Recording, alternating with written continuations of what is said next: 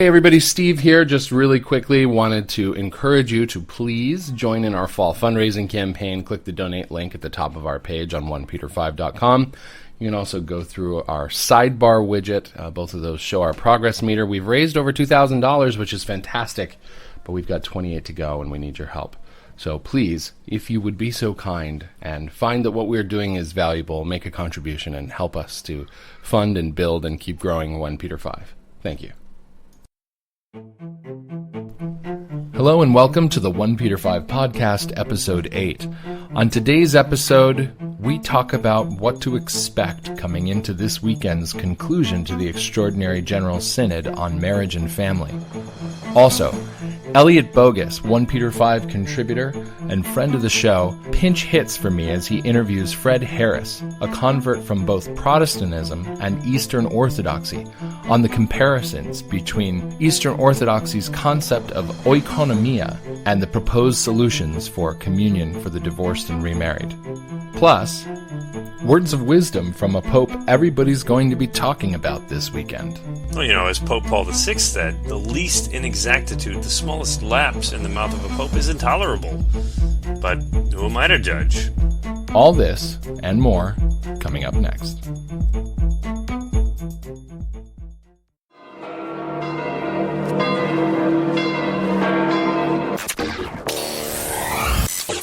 You're listening to the OnePeterFive podcast. It is a real joy for us to welcome you all here. Habemus Papam. Rebuilding Catholic culture, restoring Catholic tradition.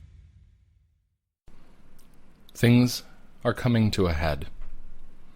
Everywhere you look, around the world, things are coming to a head. Bad things.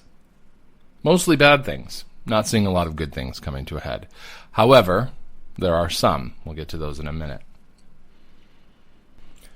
I've been saying for nearly a year that this synod going on right now is going to be the harbinger of a schism. It's going to be what ushers in a new schism in the church. People tend to look at statements like that as hyperbolic. But they're not necessarily. You have to understand what's actually taking place. Everybody keeps talking about how doctrine is not going to change. Doctrine is not going to change. They repeat it over and over. They repeat it almost as often as saying, the gates of hell will not prevail against the church. Well, we know these things. We know these things are true. We're Catholic. We understand the principles and the premises. Catholic doctrine doesn't change. It develops, but it doesn't contradict itself. The gates of hell will not prevail against the church. We know this. It's Christ's promise. But we don't know what that's going to look like, do we? This idea that the gates of hell will not prevail against the church seems to be believed by many Catholics today, that nothing will really hurt the church. Nothing will affect her. Nothing will damage her. The word prevail indicates a finality, indicates triumph. The gates of hell will not triumph over the church, will not have the final victory over the church. The Romans and the Sanhedrin did not have final victory over Christ. He rose from the dead. But they killed him. Tortured him, put him in a tomb. It's reasonable to believe, especially if you look at all at Catholic prophecy, that the church will undergo a period of time in which it will look as though she has been almost completely destroyed. And she'll be raised back up. We are a people of the resurrection. But we are also a people of the cross. There is no resurrection without the cross. The cross means death. For us personally, it means death to self. It means dying to the desire to commit sins. It means dying to our own personal desires much of the time. It means sacrifice. Eventually it means physical death. We have to die in order to rise again. Well, the church is entering a period of chastisement. I don't know if any of you are possessed of certain spiritual gifts. Spiritual gifts are strange because it's very difficult. You can't get a diagnosis from a priest who says, oh, you have the gift of wisdom. You have the gift of discernment. It's not like that. But there are things that we all experience, and I think the closer we come to our Lord, the clearer things tend to be. It's one of the reasons why it's so important to stay in a state of grace, because if you are clean of soul, no matter how many times you have to go to confession a month to make that happen, you can hear and see things more clearly with the eyes of grace. A spiritual gift that I believe that I have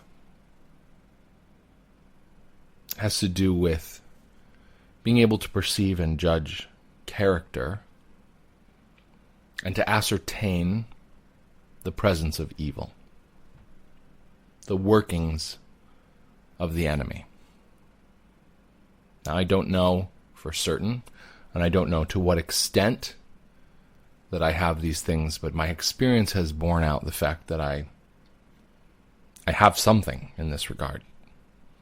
When I have a strong gut feeling about a person, about an event, or about something on the horizon, it's very rarely entirely wrong, and most often it's mostly right. This week has been a really bad week in my family. I'm not going to get into all the details of it, but it's been a lot of stuff that's gone on that's just not been good. Health issues,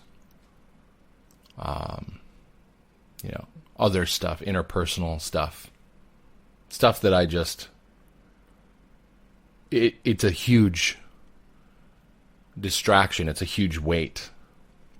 Keeps me from focusing on what's going on in the church. It's a huge week in the church and a terrible week for the family of Christ at the same time, right? I mean, the health of the church is imperiled, and there is a lot of interpersonal stuff going on between the princes of the church. Our Lady of Akita warned that bishops would oppose bishops and cardinals would oppose cardinals. I'm paraphrasing, but this internecine struggle that we're watching unfold, we were told that this was coming. And it's perhaps the boldest internal struggle in the church that we've seen since the Arian crisis in the 4th century. And in the evenings, on more than one occasion this week, I found myself inexplicably filled with a sense of dread, a sense of foreboding, unable to put my finger on what it is, just a feeling deep in my bones and in my soul that something has changed, has just changed. A new chapter has begun, and it's not going to be a nice one. There are times when I have these intuitions, and I just really hope that I'm wrong. But I can tell you the spiritual battle has been pitched. It's been rough. And you need to understand that in your own life, the things that go on that drag you down and discourage you and make you lose hope and make you question your faith, those aren't all necessarily just coincidences that sort of crop up. It's not just that's life. There's a war going on for our souls. And those of us who are trying with everything that we've got to stay close to the church and to cut through the confusion and to figure out what's going on and to be faithful to Christ, we're going to get hit the hardest. It's just how it is. Any one of us that has an opportunity to reach another person and keep them on the right track, we're targets. The enemy is working in the open. The demonic is playing across the world stage. And the time, I think, the time of chastisement is near. There's a reason why I started OnePeterFive sort of on a wing and a prayer. And it's because I had this very overwhelming feeling that time was short to build the bunker. The bunker is constructed of those things that keep us safe and protect us when the storm hits and it's ripping up everything around us. I say storm, I'm not talking about a nice little summer rain. I'm talking about a Category 5 hurricane, a tsunami, tornadoes. I'm talking about really earth-shattering, I don't know how to hold on to my faith kind of stuff. We need to be rooted in this faith, in Christ, in the sacraments, or we will be swept away. And I am telling you, I'm hearing from people who are either struggling to hold on to their faith when they watch what's going on and start believing that maybe Christ's promises about the indefectibility of the church weren't really real, or people who've already fallen away from the faith and have lost all hope and don't see the point of even trying to come back because, as one person put it, why should I believe in a church that doesn't even seem to believe in itself? Another person wrote to me and said that they were considering joining the church, and they were actually going through the process, I believe, of RCIA, and then Pope Francis is the one that scared them away because he said things that they couldn't understand and reconcile, and it just didn't seem right. We have a crisis of leadership in the church, and Peter's silence is deafening. Some of the things that Pope Francis has said in the past have been troubling, and I think any honest person would have to admit that he has been a lightning rod for controversy since his election. But I've never seen so many reasonable people, so many faithful, well-formed Catholics, so many Catholics who have positions within the church or academia or within institutions that serve Catholic life, well-formed, well-educated, well-catechized, and reasonable people asking open questions about, is this Pope even Orthodox? Is he a heretic? Is he an anti-Pope? The articles are coming fast and furious, and I don't know about you, but it's impossible to keep up with them. These questions are being asked in the open, and we do ourselves a disservice by pretending that being faithful to Christ and to the church and even to the Pope demands that we don't say these things out loud. I know that we can become stigmatized very easily. I've done it. But the Synod is really showing us that there's a problem. And it starts with the Pope. Where is his leadership?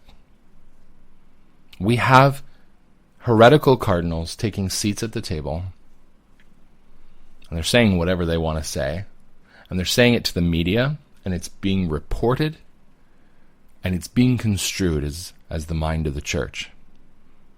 Now, far be it from me to be the only voice out there saying this. I've done this. I did it before it was cool. And I got attacked a lot for saying something's wrong. Something's going on with this Pope. I can't trust him, and it worries me. And, we all know. We've had bad popes in the past. But this guy's got a huge fan club. Mostly, it consists of people who are unfortunately, enemies of the teachings of the church, but it's not entirely that. Many faithful, Mass-going Catholics love him. They think that he is fantastic. But doctrinally, there are so many problems, and I'm not going to get into them all. We could list them. They've been documented. But what's happening at the Synod, I think, is the biggest indicator. We have heretics who are forming the agenda. We have a relatio, a document that came out, a mid-Synod report that contained things that are heretical, that contained understandings of the Catholic faith that are unacceptable, in the words of the Polish Bishops' Conference. And the important thing to remember is that changing church doctrine, it's not on the table. It's not going to happen. But it doesn't need to. What needs to happen, the only thing that needs to happen to cause massive and widespread damage, is for these reckless bishops and cardinals to say the things that they are saying, to put the things they're putting into these documents, and to thereby change the entire perception of the faithful and those outside the church of what's going on within it. I'm not the only one saying this. Cardinal Burke said that a statement from the Pope clarifying what's going on in the Synod is long overdue. He also said that he saw the statement broadcast from Cardinal Casper saying that things were moving in the right direction toward a change of practice within the institution of marriage. And he said that within a few words, the 5,700,000 Italians who followed that statement in broadcast media were led to believe that the whole Synod is marching down this path and that the Church is on the cusp of changing her doctrine. It's not possible, he said, but you give them the impression and they'll begin living that way.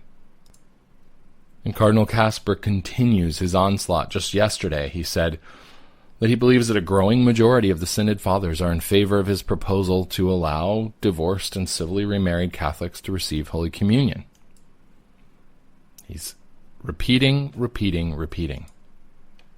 In the meanwhile, the report that came out, this relatio, it's being just trashed by anybody with an ounce of orthodoxy, including, if reports can be believed, Cardinal Mueller at the CDF. See, we're having a lot of I said that, I didn't say that going on. Casper has been making comments, and then he lies and says he didn't make them, and then the reporter comes out and has the audio, and then it's all about contextualizing and decontextualizing, and what did he really say, and what did he mean? And it's the same thing with Mueller. He was reported to have said that the Synod report is undignified, shameful, and completely wrong. And now he's out there backtracking, saying that that wasn't really what he said. Burke has been obviously more critical.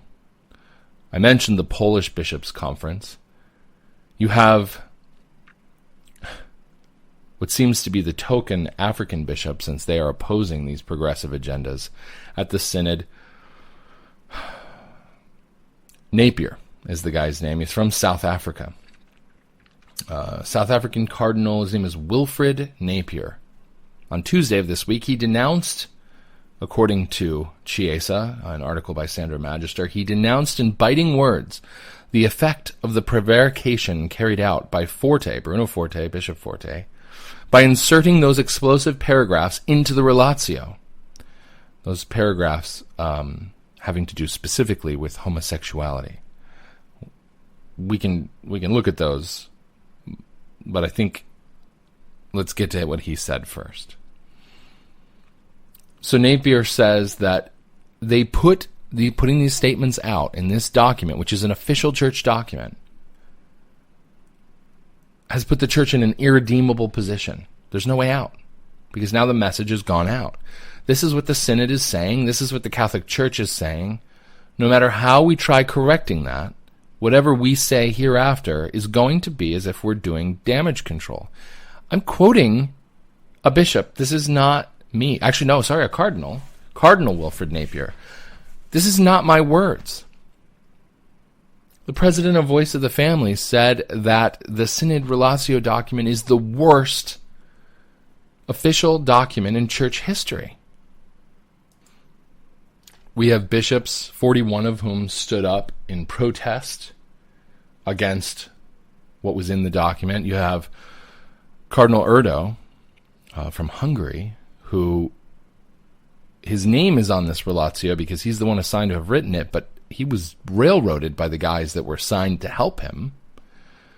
And he stood up and distanced himself from the report, saying that it shouldn't have been made public, but since it was, then the other opposing opinions should also be made public, and was met with resounding applause. The Pope didn't join in that applause. Neither did the undersecretaries of the Synod, including Fabene, Forte, Schönborn, and Maradiaga. Casper, for some reason, wasn't there. And Father Lombardi wound up conceding the point and said that the reports of the commission would be made public, which is kind of a big win for the good guys. Interestingly, it's been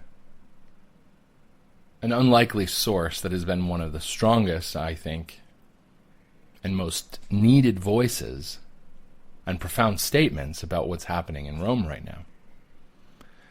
Father Dwight Longnecker, who is not always known for being on the right side of Orthodox issues in some of the things that he writes.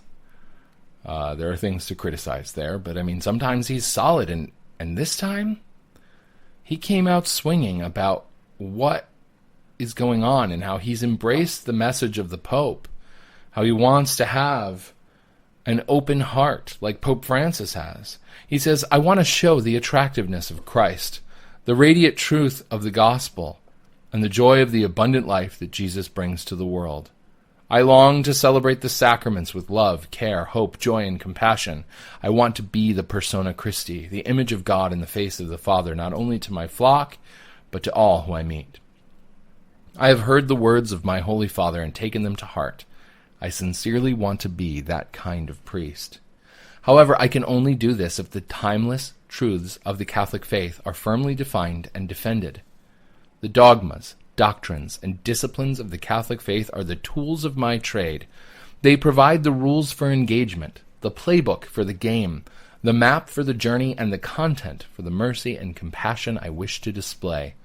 The historic teachings of the Catholic faith, founded on the teachings of Christ the Lord, revealed by divine inspiration and developed through the magisterium of the Catholic Church, provide the method for my mercy, the content for my compassion, and the only saving truths I have to share. This is teamwork, Holy Father. I can only do the job you want me to do if you do the job you have been called to do. With the greatest respect and love, please don't feel that it is your job to tinker with the timeless truths. If my job is to be compassionate, the compassionate pastor for those in the pew and beyond, then your job is to be the primary defender and definer of the faith. I can't do my job if you don't do yours. Yes, I know you want to inspire us to be that kind of compassionate pastor. But to be honest, I find that inspiration elsewhere. I remember meeting Mother Teresa of Calcutta and being inspired by her compassion. I am inspired by St. Damien of Molokai, St. Maximilian Kolbe, St. Isaac Jogues, and a host of other valiant and radiant souls. While your example of compassion, humility, and simplicity is stunning and attractive, your most important work is to define and defend the teachings of the Catholic Church so that together we can all proclaim it and live it with the compassion, mercy, and forgiveness we all agree is necessary. I know, continuing to read Father Longnecker, I know the Synod on the Family is an attempt to make the Church more compassionate and caring. But with respect, this is not best done at the Vatican or diocesan level, but on the parish level. I was taught that subsidiarity is a Catholic principle, that solutions to problems and ideas for initiatives are best taken within the local community. Compassion, mercy, and the struggle with family issues happens every day at the parish level. You know that from your own work on the front line as a priest and a bishop. At the Vatican level, the discussion is theoretical and theological, as it should be. If you try to tinker with these matters at the global level, it doesn't help. It makes life more confusing and frustrating for us at the local level. Here's an example. Twice in the last week, I have had to deal with Catholics in irregular marriages. One woman married outside the church and told me that she thought it was now okay for her to come to communion because the Pope has changed all those old rules. Another man divorced his wife and is living with another woman. He also assured me very confidently that it was now fine for him to come to communion because Pope Francis has changed the rules. I know you mean well, Holy Father, and I admire and like you, but this process on which you have led us is not helping. Here is another example from my experience as a parish priest. A young couple came for marriage preparation. They do not practice their faith and are living together already as husband and wife. I welcomed them and listened to their story. I told them that it was good that they wanted to be married. I said we would help prepare them, not only for a Catholic wedding, but for a Catholic marriage. However, when I gently began a conversation about their irregular lifestyle, the girl began to pout and accuse me of being unwelcoming. Then she said, I thought, with this new pope, we would be welcomed. What she meant by this was, I expected Pope Francis's Catholic Church to condone cohabitation. You have been very good at giving us fatherly instruction. I have listened and learned. You have also asked for a frank debate on these matters. So that I can do my job, I respectfully ask you to do yours.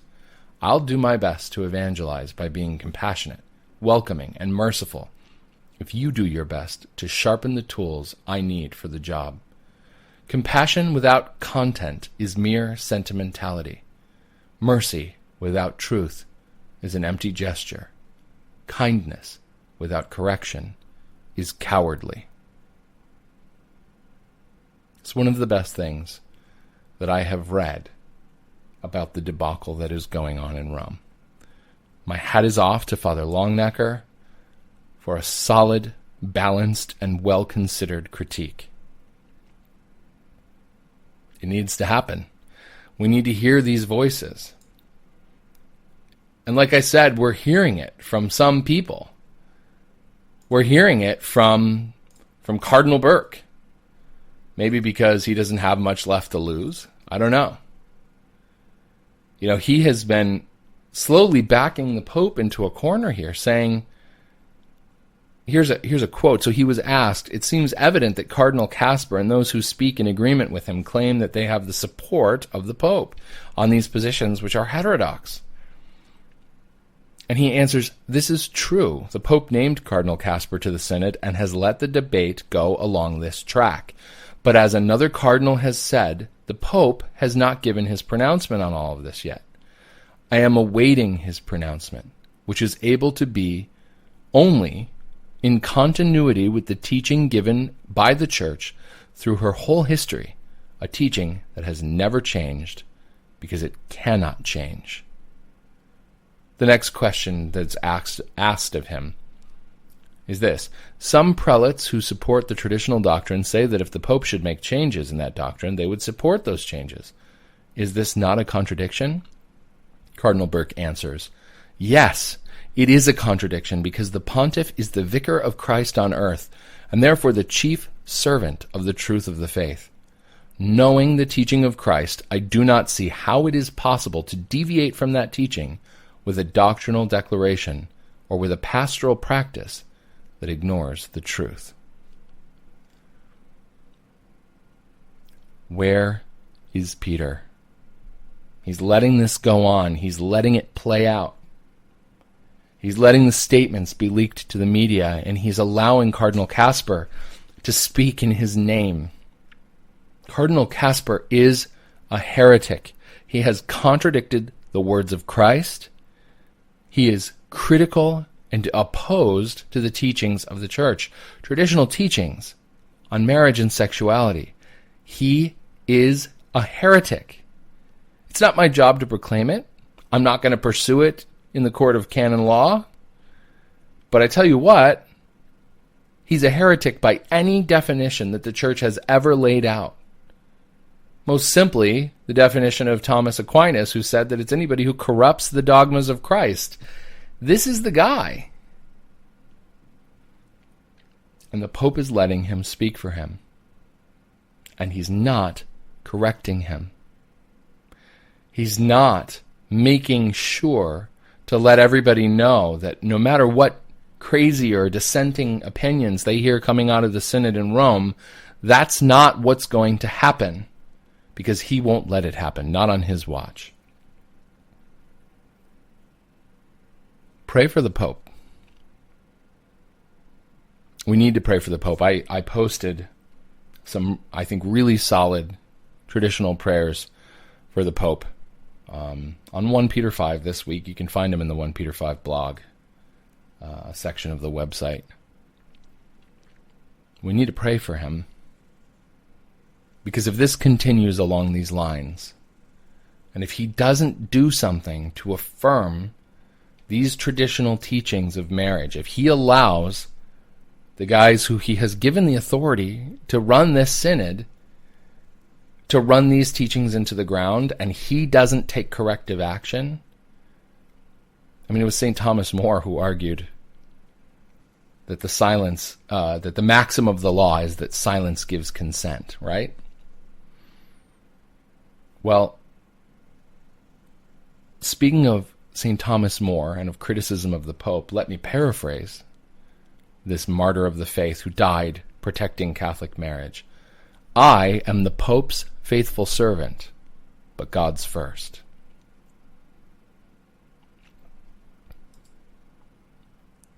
There was a bishop and theologian at the Council of Trent by the name of Father Melchior Cano. He was a Dominican. And he said, Peter has no need of our lies or flattery. Those who blindly and indiscriminately defend every decision of the Supreme Pontiff are the very ones who do most to undermine the authority of the Holy See. They destroy instead of strengthening its foundations. We have come to a point in history and in the history of the Church where faithful Catholics believe, it would seem, that it's some sort of a sin to say that what the Pope is doing isn't right. He's not doing his job. He's not protecting the faith. And you don't have to change doctrine to change the belief of the faithful. You don't have to change doctrine to change practice. Everybody who reads that relatio, including homosexual groups who've been all over it because of the language that's used, I should read to you what it says. Probably the most troubling paragraph in the relatio is paragraph 50 about homosexuals. It reads, homosexuals have gifts and qualities to offer to the Christian community. Are we capable of providing for these people, guaranteeing them a place of fellowship in our communities? Oftentimes they want to encounter a church which offers them a welcoming home. Are our communities capable of this? Accepting and valuing their sexual orientation without compromising Catholic doctrine on the family and matrimony?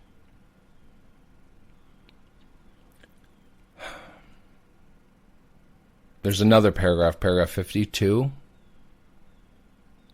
Without denying the moral problems associated with homosexual unions, there are instances where mutual assistance to the point of sacrifice is a valuable support in the lives of these persons. I mean, the Church has always taught, and you don't see it present at all here, that the homosexual orientation itself is a grave moral defect. It is a gravely disordered orientation. So despite the fact that a man or woman who has same-sex attraction may never act on those inclinations, that the inclinations themselves exist within the person, it creates an ontological crisis of sorts. It's an orientation towards something that is disordered. It does not fit the design that God gave to human sexuality. It does not fit the design that he gave to creation. And this has consequences and ramifications in the life of a person who suffers from this cross. And clearly there has to be some sort of pastoral approach to help those who, through no desire of their own, suffer from the affliction of same-sex attraction. It is an affliction. It is not a gift. It is not a gift, and it never will be. I can't imagine how difficult it is for those who have it to deal with it and to try to live Christ's teachings. But to treat it as something that is a gift, something that offers unique value. I mean, homosexuals have gifts and qualities to offer to the Christian community. What does that mean? Does that mean that there are gifts that stem from their orientation and that that's what's being offered to the community? Why would anyone say that homosexuals have gifts? All persons have gifts to offer to the Christian community, regardless of their orientation. The gifts that they have to offer stem from being created in the image and likeness of God. The gifts that they have to offer stem from their dignity as human persons. Their sexual orientation doesn't have anything to do with their gifts. If anything, it diminishes them. Whether you're straight and you struggle with lust, or whether you're homosexual and you struggle with those inclinations, I mean, sexuality is a gift within the context of marriage, but outside of it, it's most often a burden. Because we all have concupiscence, and we're all, most of us, have a certain inclination to lust, especially men. So there's very deeply troubling things being said here, and there's no correction from the Roman pontiff, from Peter, from the vicar of Christ. He needs to come out and reaffirm what the church teaches. He has to. If he doesn't, and he lets this play out in the media the way that it is, which has already happened, I mean, the damage that has been done is astronomical. Already people are seeing this as a revolution within church teaching. He could curtail that somewhat by having a Humanae Vitae moment. Brian Williams wrote about that for OnePeterFive early this week. But the connection between what's happening now and what happened with Humanae Vitae is incredibly close. However, in this case, it's worse. And the reason for that is because Pope Paul VI, when he released Humanae Vitae, essentially refuted more than a year of speculation in the media by usurpers within the church who were trying to change her teaching, from the Pontifical Commission on Birth Control and the leaked reports to the media and the press conferences and everything else that led Catholics to believe that the practice had already changed, and so they all began living that way. Not all, but most. And then Pope Paul VI contradicted them. Here's Humanae Vitae. It's not what you expected. I'm reaffirming what the church teaches. But in this case, if Pope Francis fails to have his Humanae Vitae moment, if he fails to act as Peter instead of whatever his own personal agenda in this seems to be, and he's going to at least give the appearance, and appearances matter, even if it's not in actuality, he's going to give the appearance that he condones the Casper position, the Forte position, the Maradiaga position, the Schönborn position, which is terrifying when you consider the fact that Cardinal Schönborn was always seen as an Orthodox member of the episcopacy. If the Pope doesn't make a statement, if this is allowed to drag on for another year, you know what the outcome is. massive loss of faith, massive change in practice in a church where already over 90% of Catholics contracept, where more than half of Catholics, depending on which data you look at, or close to half, if you look at the more conservative data, don't even believe in the real presence in the Eucharist. You're going to have people who are living in objective states of mortal sin coming and receiving the Eucharist sacrilegiously, en masse. It's happening now already to some extent, but what Father Longnecker talked about from a pastoral standpoint, that's what pastoral solutions are supposed to deal with. They're supposed to deal with the complexities of how does a pastor deal with these people who come and say, we don't really want to follow church teaching, but we want to do this thing within the church. What he's being confronted with is what priests around the country and around the world, if they are not already being confronted with because of the news coming out of Rome, they will be confronted with very, very soon. People believing that the church's teaching has changed, even though it hasn't. Just like Humanae Vitae reiterated the church's teaching, and the church teaching didn't change, the vast majority of Catholics began to believe it, and started acting as though everything was different. And contraception was let out of the box, and it's led to everything else. Because without Catholics holding on to the institution of the family, the fabric of Western civilization disintegrated. It's why we have all the problems we have, from same-sex marriage to the explosion in sexual perversion and pornography, and down to the increased arguments in favor of polygamy. To even now, you're seeing a normalization of pedophilia.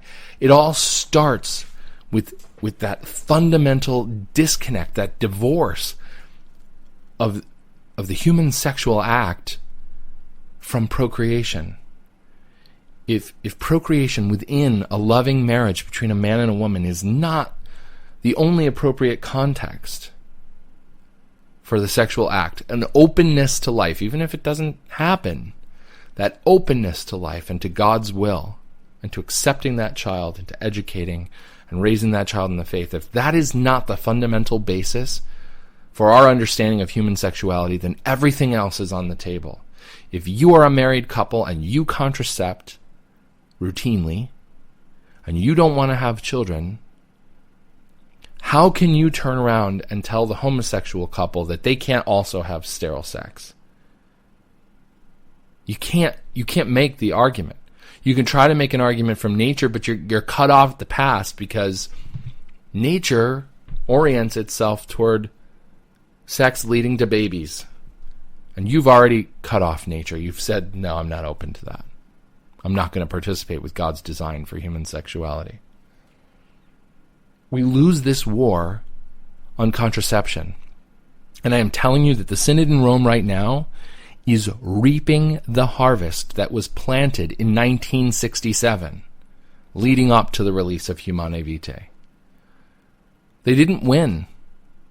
For all of his faults, Pope Paul VI planted a flag and drew a line in the sand and said, none shall pass. But now we have a moment where it looks like that's all being exploited. The family has been destroyed by contraception. And now we're willing to let that be part of the church. That destruction of the family, will institutionalize that. We'll adopt the Orthodox practice of koinonia. We'll let people live in adulterous relationships and receive communion. And then the slippery slope from there is, well, then we have to let practicing homosexuals receive communion because, they did this little penance. And yeah, it doesn't matter that they're continuing to live in sin. They have a spirit of penance. It's gradualism. They're on their way. We know that Christ and his church will prevail in the end. But this is a moment of darkness. This is a crisis of nearly unprecedented proportions. Arianism is the only thing that's been worse. But this has only just started. My fear has much to do with the hope and the faith that people put into the person of the Pope.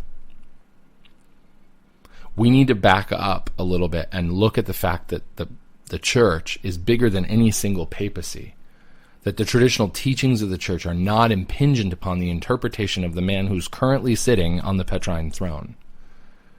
There's a reason why we look backwards in the church. We look to build upon doctrine that is already established, upon teachings that are perennial.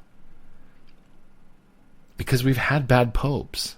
We've had 2 popes who have actually embraced heresy. One was posthumously condemned, Honorius, the first and the only. You notice people don't end up adopting the name of heretic popes. And the second was John the 22nd, who preached heresy in his homilies, but never in any official church documents. But it's happened. We've had heretic popes. The body of doctrine, the sensus fidei, those are the things that have to be preserved.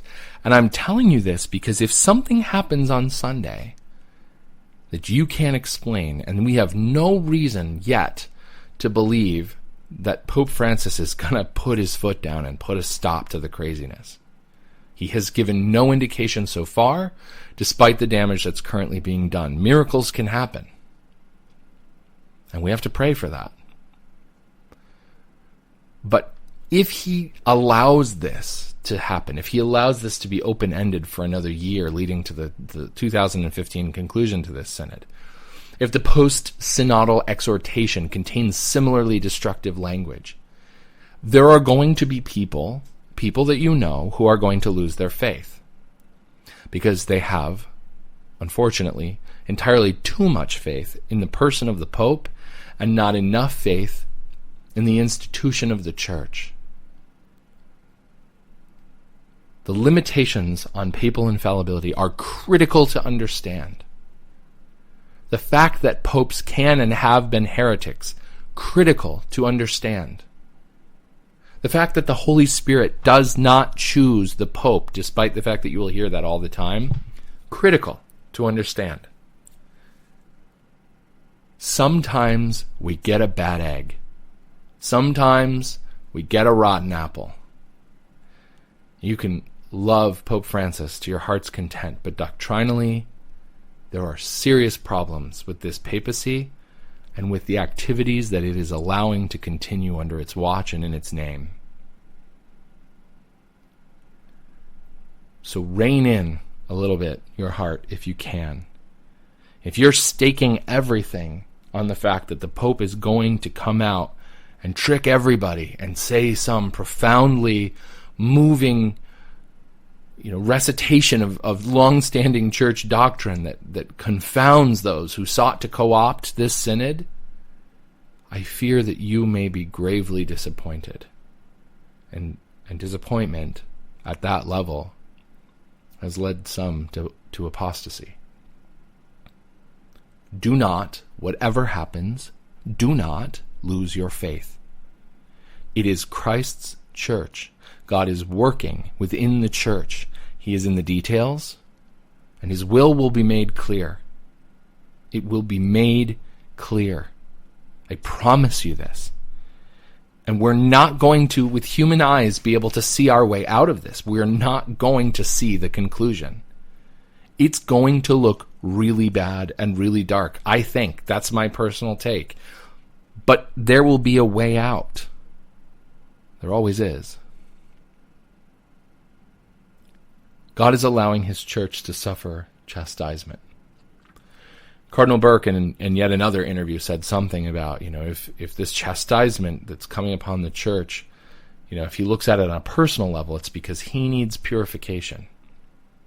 I don't want to mangle it. I'll read you the quote. In his interview with Il Foglio, the last question that was asked of him was this. And it's actually more of a statement than a question. It was, "It is becoming difficult not to think of this as a time of chastisement." His answer, "I think about this first of all concerning myself. If I am suffering at this time because of the situation in the church, I think that the Lord is telling me that I have need of purification. And I also think that if the suffering is so widespread, this means that the whole church is in purification. But this is not because of a God who is waiting only to punish us. This is because of our own sins. If in some way we have betrayed doctrine, moral teaching, or the liturgy, it follows inevitably that we will undergo a suffering that purifies us to put us back again on the narrow way. Everything you need to know to prepare yourself for whatever happens on Sunday is in that statement. Trust that God's will is always what is best for us, even when it hurts, even when it's confounding, even when it looks like hope is lost. We've all experienced this in our own lives. We just sometimes can't see the way out. And that actually is advantageous to our relationship with God, because what happens when we're desperate? What happens when we can't find a solution to the suffering that we face? We turn to Him. We turn to Him. We pray more. We love more. We have deeper faith. We have a fuller sense of trust. He leads us out of the valley of the shadow of death. He wants us to depend on Him. He wants us to see that no situation, however impossible it looks, is impossible for Him. But we have to hold it together long enough to get to the other side. This, my friends, is an opportunity for hope and for optimism. The Church is in desperate need of reform. I am not in a position where I can continue to pretend, not that I've ever been very good at it, but I cannot pretend that the Church is not in desperate need of reform. This is not the new springtime. It isn't. That hasn't come yet. This is not the best moment in the Church. Far from it. Bishop Schneider, who I always quote, said it best: we are in the fourth great crisis of the Church. We may well be entering into the moment of chastisement that so many Catholic prophets and even apparitions of our Blessed Mother have warned us was coming. Buckle up. Get ready. Have your prayers handy, because the spiritual battle is on hard. And if you are defending the Church and its traditional teachings, you will be tempted. You will fight with your loved ones. You will struggle with your faith. You will feel overwhelmed and exhausted and emotionally drained. You will be tempted with thoughts of despair. You may experience even stranger circumstances. I'm not alone in having experienced some odd things that have happened that, well, they're difficult to explain unless you believe in the supernatural battle that we're fighting. This is an exciting time to be alive. God has chosen us to be the faithful of this moment. And that means He's giving us the graces. It's not because we're special. He, for whatever reason, has given us the gifts and the temperaments and the personalities that we have, and He is giving us the graces to be the saints, literally the saints, that will survive this, that will bring our children through it, that will enter into a new era in the Church. I don't know how we can't see this as a great adventure. It is exciting, exciting stuff. So I'm going to once again make the recommendations before I close. Stay in a state of grace. Get to confession as often as you can. Particularly, and I don't want to be paranoid, but if a schism comes, as many bishops and priests and laity alike think is likely to happen over these issues of contention, it could get pretty dicey for a while. It could get difficult to get some of the sacraments. We've got to find the priests who are faithful and stick with them. But get to confession as often as you can. Go once a week if you can do it. At least twice a month. Don't wait longer. Even if you've only got minor things. You need the graces of the sacrament. It's not just about forgiveness. It's about the graces. It's about fortitude. It's about clarity. It's about cleanliness of heart so that you can see clearly. Do not forget to pray your prayers. And if you haven't looked into it yet, talk to your spiritual director or your confessor or a priest that you trust and look into the Auxilium Christianorum, which will help to protect you against the demonic forces that are in play in the world right now. Pray Compline and the Divine Office if you can, but at least Compline, they make great night prayers. Pray your rosary every day. I know I hit on this all the time, and I forget to do it too, but to the best of your ability, that is one of the strongest prayers we have, one of the greatest weapons we have. And just overall, pray. Well, pray for the Holy Father, the prayers that I mentioned. I will try to link to them in the show notes. There's no way I can link to all the stuff I've been referencing because the information is coming too fast and furious to put all the links in. You're going to have to do your own homework. Rorate Cheli's been doing a great job. Look there if you want more information, but it's all over the web. I mean, you've just got to keep your eyes peeled and kind of follow. Pewsitter.com is a great place to go. They link to everything that's going on that's worth reading about.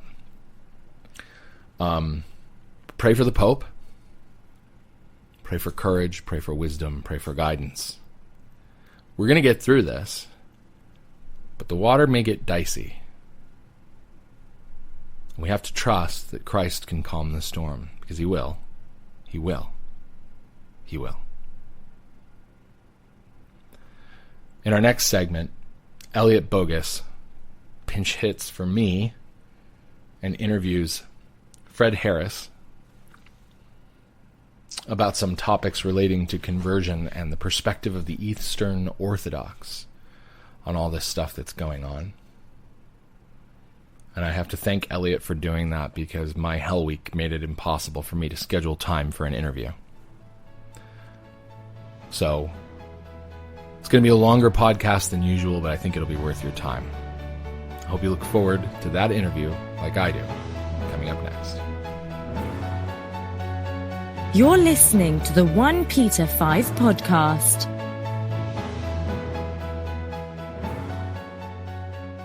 Greetings, people of the earth. This is Elliot Bougis with you again for the OnePeterFive podcast. Tonight, I am standing in for Steve. He may make some appearances here in other segments of the show. But tonight, since we already realized nobody listens to these podcasts, he just threw it to me. And he can get more sleep. No, but also tonight I am joined by Fred Harris. Fred Harris is a convert to the church, and he's going to be sharing his experience, how he came into the church, as well as given his background, his spiritual journey, maybe a different perspective on some of the things that are being brooded about at the Synod, some ideas that maybe sound more ecumenical towards the Eastern Orthodox Church, or maybe they don't. Maybe that idea is just being thrown around. Maybe that's not how the lived experience of Eastern Orthodox goes on a parish level. And again, he's not speaking as an Eastern Orthodox person, but just he wants to share some of his experience. How does the remarriage issue surface on a parish level? Does contraception get talked about or dealt with among Eastern Orthodox? Okay, so I think that'll be an interesting kind of oblique perspective on some of the chaos. Oh, did I say chaos? I mean some of the mess or whatever you want to call it, just the fervor coming out of the Synod. But before we get into the meat and potatoes, I want to start with an icebreaker. And boy, let me tell you, it is an icebreaker because I'm down here in Florida and it is getting cold. I think tonight it might reach 68 Fahrenheit. Word. No, but the game we're going to play is called Maoist or Modernist. Okay?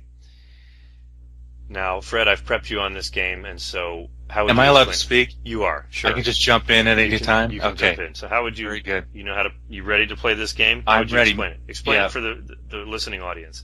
Sure. So Elliot has a copy of Mao's Little Red Book.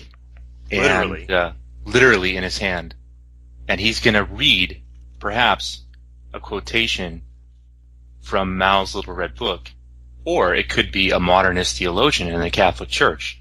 And the game is we're supposed to decide whether we're hearing the words of Mao, the teaching of Mao, or the teaching of a modernist Catholic. Right. Sounds like a good time. It's fun, you know. And again, it's not necessarily, some of these quotations I might pick are not actually Maoist, but I do want to start with Mao's Little Red Book, and it doesn't necessarily mean the other, you know, Catholic writer is really a modernist. That word gets thrown around, but it's just a humorous way of saying strange bedfellows. You know, at what point does Catholic speech and theology does the tone get changed so much that really it starts to change the substance? You know, and so anyway, we're going to begin with either Mao or some other Catholic speaker. And because I know you all are clever, I have paper resources, both Catholic and Maoist and other, so that if you hear me, you know, riffling through pages, there's no giveaways, okay? So let's see here. Oh, and Fred's he's going to be our contestant, and you can play along at home, okay? So here we go. For $100, Maoist or modernist? The God who is enthroned over the world and history as a changeless being is an offense to man. One must deny him for man's sake, because he claims for himself the dignity and honor that belong by right to man. We must resist this God, however, not only for man's sake, but also for the sake of the Absolute. He is not the true God at all, but rather a wretched idol. I'm sorry, I probably should. It's not easy. If we call such a being God, then for the sake of the Absolute, we must become absolute atheists. Such a God springs from a rigid worldview. He is the guarantor of the status quo and the enemy of the new. Okay, Fred, take your guess. Well, Elliot, I'm going to go with Mao. I'm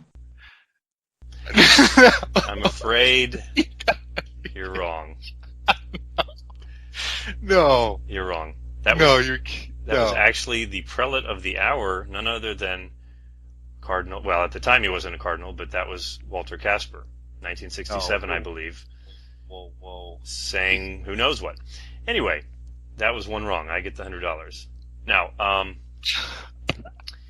round two. No, are you kidding? No, I'm not kidding at all. That's my a word. direct quotation, I think, from a 1967 book. Okay, let's see here. It's probably mistranslated. Oh, certainly. Yeah. Especially if he was writing in Italian. Okay, now, again, like I said, harder than I thought it is. And sometimes it's almost as hard as being Catholic these days. But now, again, part of the game is there can't be any easy giveaways. Okay, so for example, if the passage says Christians or maybe directly Jesus, I'll either remove that giveaway expression, or I'll just sort of use a very generic term. Okay. So anyway, next passage. Rifling through my various documents. Okay, for $200, Maoist or modernist? There are not a few people who are irresponsible in their lives, preferring the light to the heavy, shoving the heavy loads onto others and choosing the easy ones for themselves. At every turn, they think of themselves before others. When they make some small contribution, they swell with pride and brag about it for fear that others will not know. They feel no warmth towards others and the people, but they are cold, indifferent, and apathetic.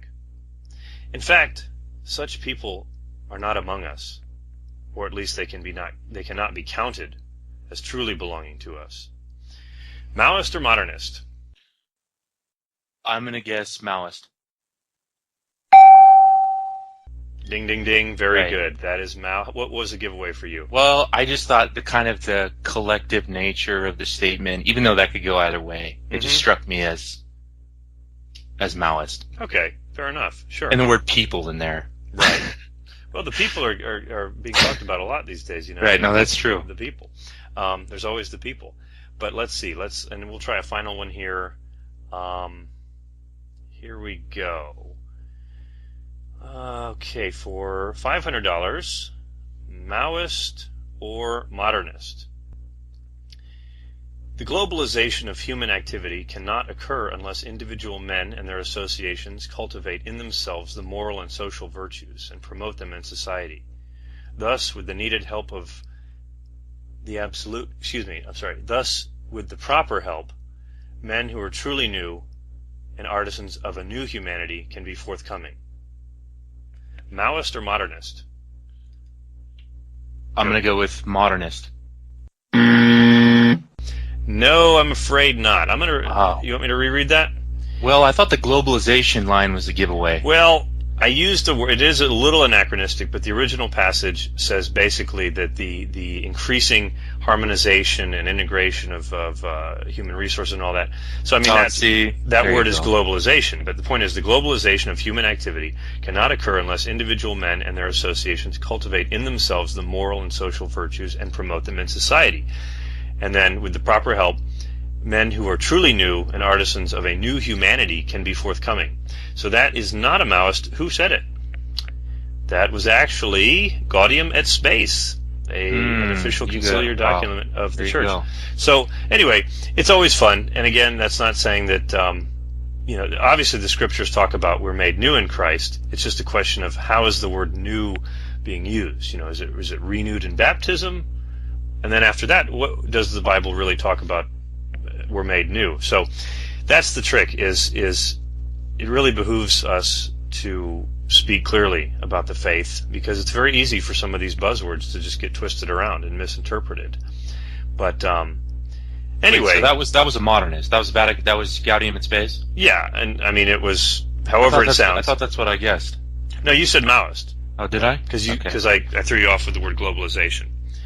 But okay. But hey, who am I to judge? So all right, so that was fun. I think I had the net winnings. But now I want to just get into, Fred, your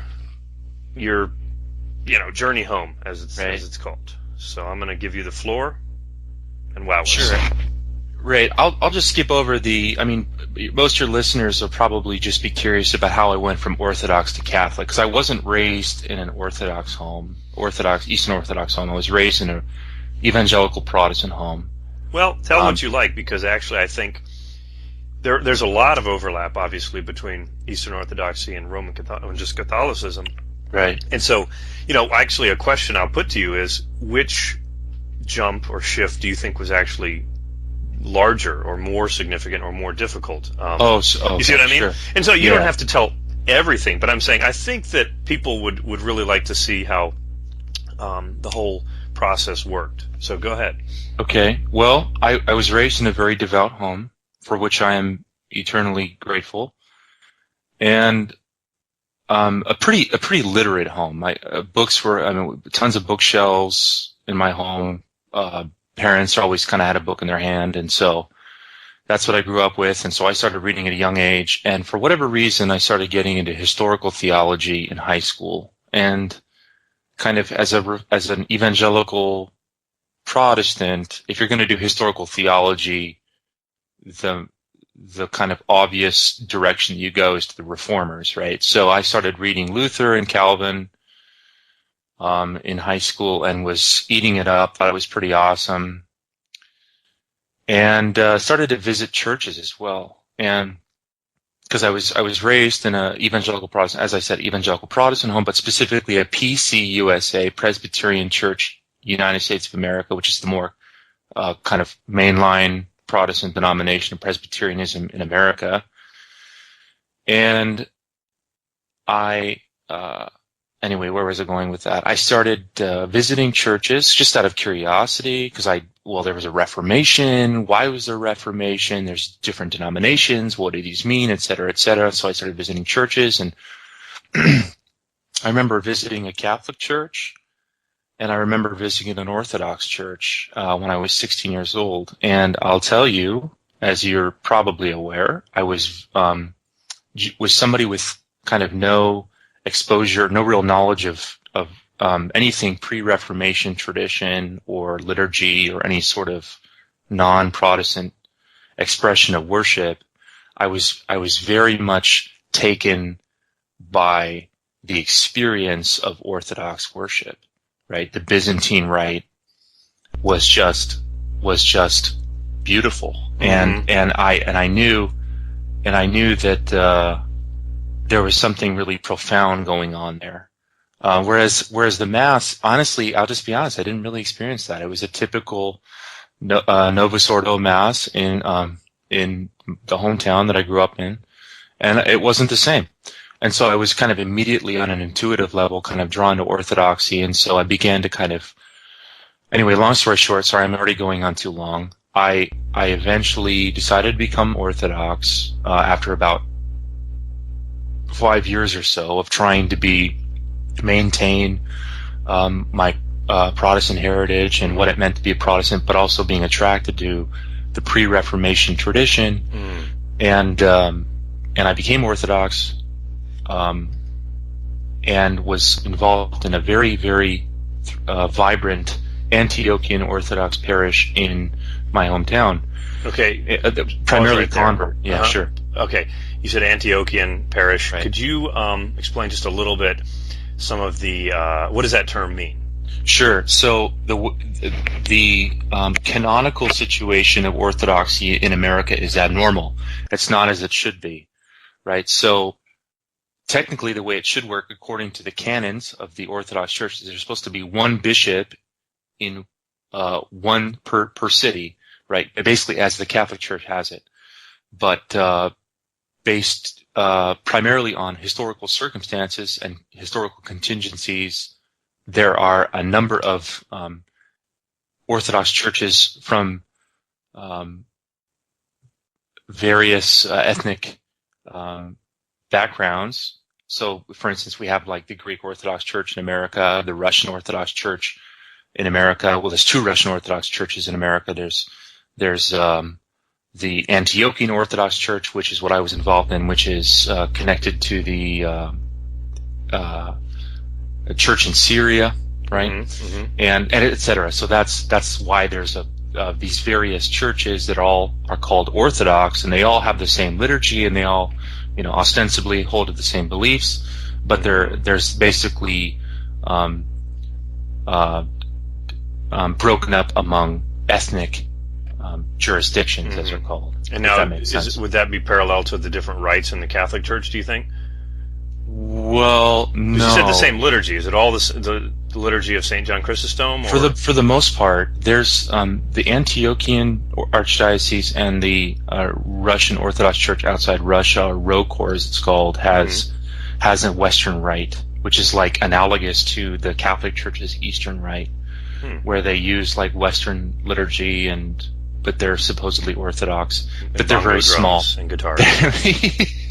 No, I want to ask you about that. Like, we hear about clown masses, sort of like Sasquatch, even though clown masses are real.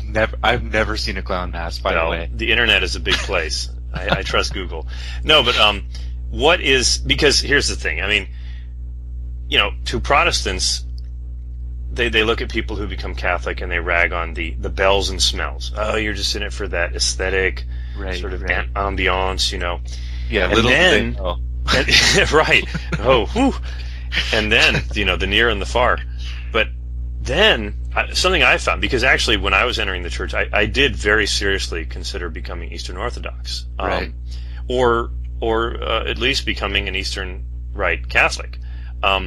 Anyway, but I found this thing that there's different levels of liturgical either snobbery or sort of mystification that, Protestants are wont to say that people interested in the Catholic Church are just doing it for the smells and bells, for some kind of pseudo-spiritual kind of ambiance, Well, same thing that there's a lot of illusion about how pristine and just absolutely sublime every experience of Eastern Orthodox worship is.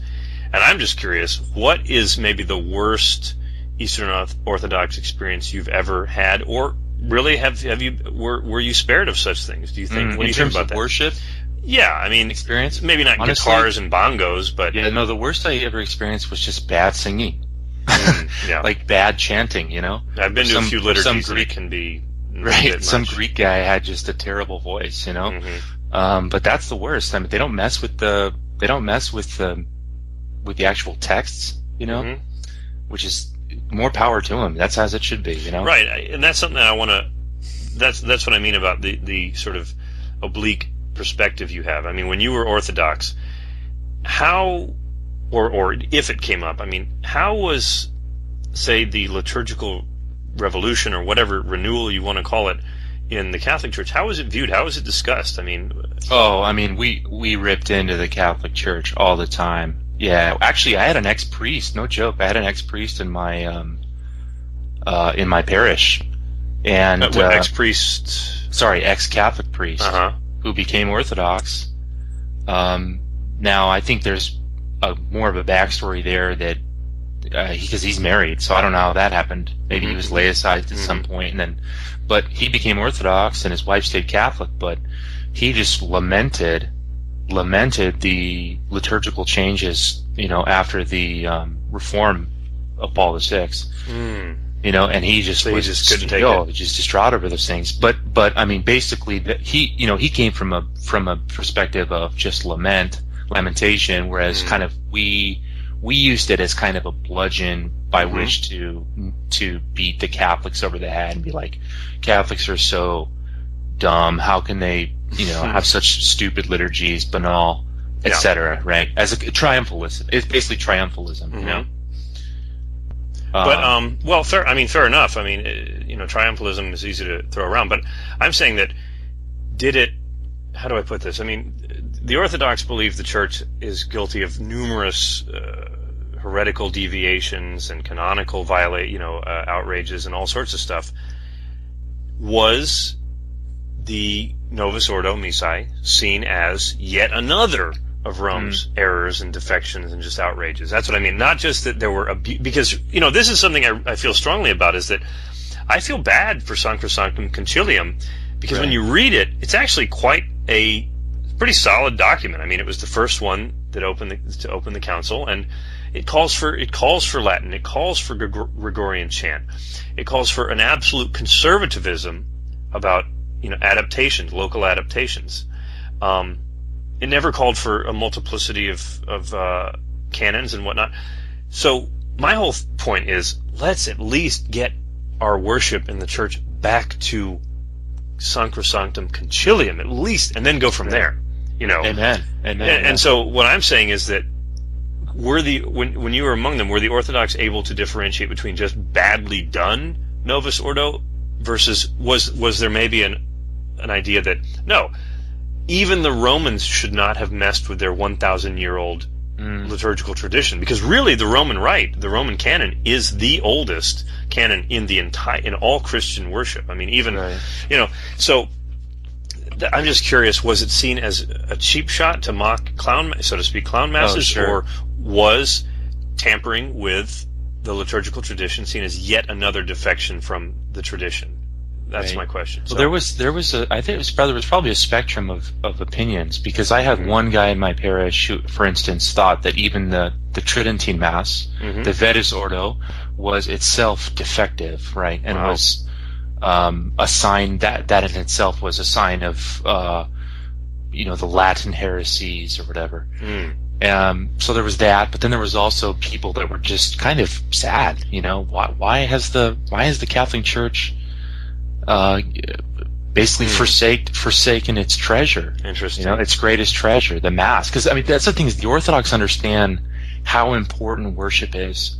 Right, it's everything. I mean, that's really what holds the Church together, I'd say.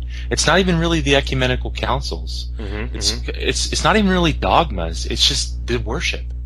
I mean, it's the old. I'm sure you hear this phrase thrown around all the time: "Lex servandi, lex credendi." Right, but the law of worship is a law of belief. But that's really true in Orthodoxy. I mean, it's everything else can go, including, as I'm sure we'll discuss at some point today. Everything else can go, including moral issues. Right? But, I'm exaggerating. But you know what I'm saying. There's very much You're saying the sentiment on the ground is, do not mess with the worship. Exactly. Right, because, that's the thing. Liturgy means the work of the people. And it is the chief way. And again, Sacrosanctum Concilium states all this beautifully, that the entire summit of the Christian life is in liturgical worship, is in the Mass. that is how the people of God cooperate. Synergy. That's how they cooperate with the Holy Spirit, with the Trinity. And to tamper with that is, it's no small potatoes. And so I think that is something that I've always, honored about the Eastern tradition, and also in the Eastern rites in the Church, but also the Eastern Orthodoxy, that to tamper or sort of trivialize the liturgy is to trivialize the faith.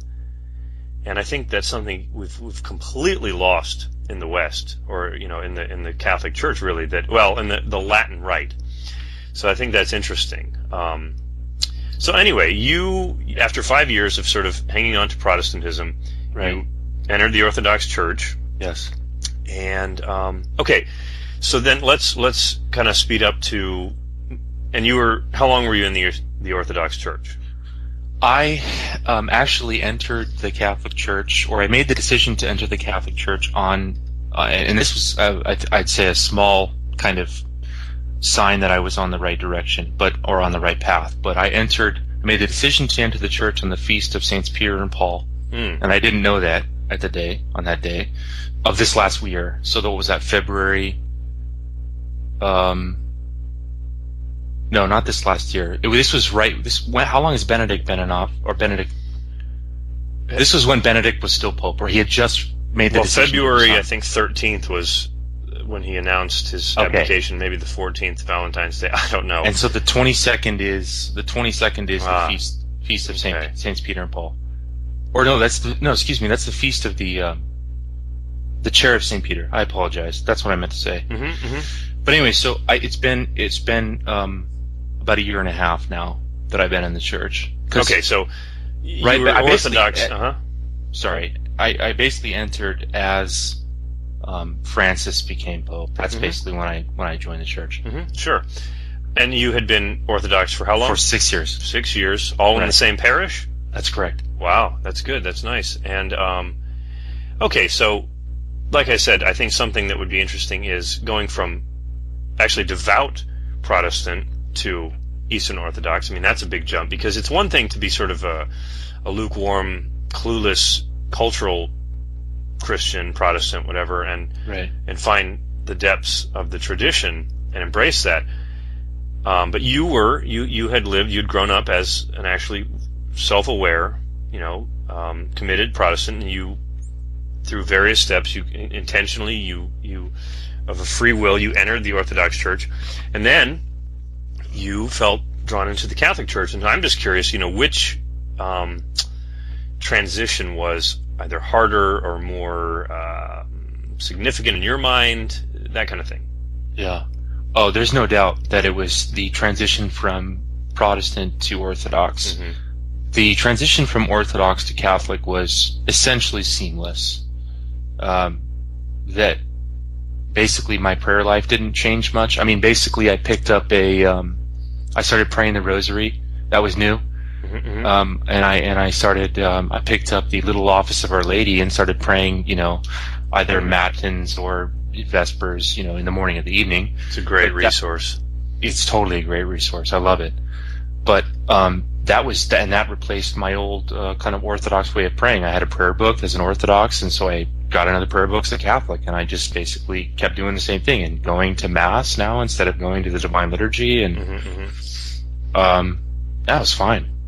Okay, so it really was a quantum leap into the entire traditional form of Christianity, because as opposed to sola scriptura, where tradition became an entire canon of belief, and then being Orthodox, it was sort of. Did you feel it was sort of the next after a while you felt this is the next logical step? Is that, if I embrace tradition, if I embrace the real presence, in the Eucharist, if I embrace the holy orders and all these sacraments and apostolic succession, then, well, it just points to Roman, or at least Catholicism. Or was there some kind of make or break issue that, what jarred? Surely you were happy as an Orthodox. What kind of got you out of it? Yeah. Well, there were a number of issues. There are probably 8 or 9 relatively big issues that kind of presented a cumulative case that for why I essentially decided to become Catholic. One is that the Orthodox surfaces, obviously they're so stunningly beautiful, but they always were exotically beautiful, right? They were beautiful in a way that other foreign or Oriental things are beautiful, right? And God is there, God is present, so there's a transcendent beauty, but it's still mediated through a culture that was foreign to me, either Greek or Arab or Russian, which is just kind of weird, right? And so that was kind of hard. I mean, that's obviously not like a solid doctrinal reason to become Catholic, but I guess like the big doctrinal issues were, so I think based on a traditionalist Orthodox ecclesiology, which I believe to probably be the most consistent, Orthodoxy can't really account for the manifest holiness in the lives of post-schism Western saints. Right. Because the Roman Catholic Church is heretical and in schism, and therefore does not possess a valid priesthood or valid sacraments, right? Right. And that really just honestly began to really grate on me as I began to read about the lives of post-Western saints, post-schism Western saints, like Padre Pio in particular, right? Sure. And I just couldn't believe that they didn't have a Eucharist. Now, obviously, there are certainly Orthodox that believe that the Roman Catholic Church has a valid priesthood, but I don't know if they're being consistent with the kind of ecclesiology of the fathers. So I think that was one thing that kind of rubbed me the wrong way, grated on me. I mean, what else was there? Another big one was like ever since the schism, the Orthodox Church has stopped acting like the Church in one remarkably glaring way. So, for instance, there's been no ecumenical councils, right, since the schism. And I know that there are plausible historical reasons for that. For instance, like the Turkish hegemony, right? But it's odd, right? I mean, for 1,000 years you haven't had an ecumenical council. Yeah, what is it? Correlation is not causation, but right, exactly. If suddenly you separate yourself from Rome, exactly, and then you find the Orthodox, what are they called? Petarchs or Patriarchs? Well, patriarchs, but there's another word, pentarchy. Yeah. Well, if you find basically the Orthodox constellation, roughly treading water, and I think I detected that too when I was considering converting. I found that part of the reason there's this almost fetish-like obsession with the total conformity with tradition in the Orthodox Church is because that's all they've got. Right. Like they are sort of trapped in amber in some ways, and the beautiful thing is that all that's trapped in suspended animation, so to speak, is their valid sacraments, valid priesthood, so that people are receiving divine grace. But it was a strange thing that really suddenly that after the schism, the Orthodox Church just can't find a center to act, but all these spokes in the wheel are all akimbo. There's no center where the wheel can keep rolling forward. But anyway, continue. So there was that, and that kind of leads into papal primacy, right? So, or the Orthodox understanding of the papacy. So, and I basically realized that there isn't a consistent understanding of the papacy, right? Or primacy for that matter, right? So, you can see this actually today in the way that the